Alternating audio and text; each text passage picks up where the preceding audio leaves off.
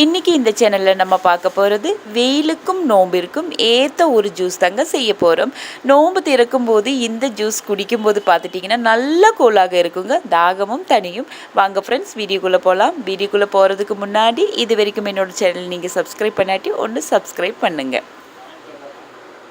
இந்த ஜூஸ் அடிக்கிறதுக்கு ஒரு மிக்ஸி ஜார் எடுத்துக்கலாங்க. அதில் மீடியம் சைஸ் 2 வெள்ளரிக்காவை எடுத்துருக்கேன். சாலடு வெள்ளரிக்காய், அதனால தோல் சீவாமல் போட்டுக்கலாங்க. குக்கிங் வெள்ளரிக்காய் இருந்து தோல் சீவி போடணும்.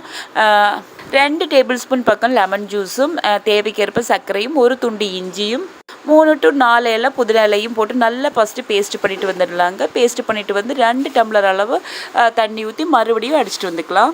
இனி நல்லா வடிகட்டி ஜூஸ் டம்ளரை நம்ம சர்வ் பண்ணிக்கலாம். 2 மீடியம் சைஸ் வெள்ளரிக்காயில் 4 டம்ளர் அளவுக்கு ஜூஸ் நமக்கு கிடைக்குங்க. நீங்களும் கண்டிப்பாக ட்ரை பண்ணி பாருங்கள், ரொம்ப நல்லாயிருக்கும். எப்போவுமே வெள்ளரிக்காய் சாலடாக தான் நம்ம சாப்பிடுவோம். இந்த மாதிரி ஜூஸாக குடிக்கும்போது வித்தியாசமாகவும் இருக்குங்க, உடம்புக்கும் ரொம்ப நல்லது. நீங்களும் கண்டிப்பாக ட்ரை பண்ணி பாருங்கள். நெக்ஸ்ட் ஒரு இன்ட்ரெஸ்டான வீடியோட பார்க்கலாம். தேங்க்யூ.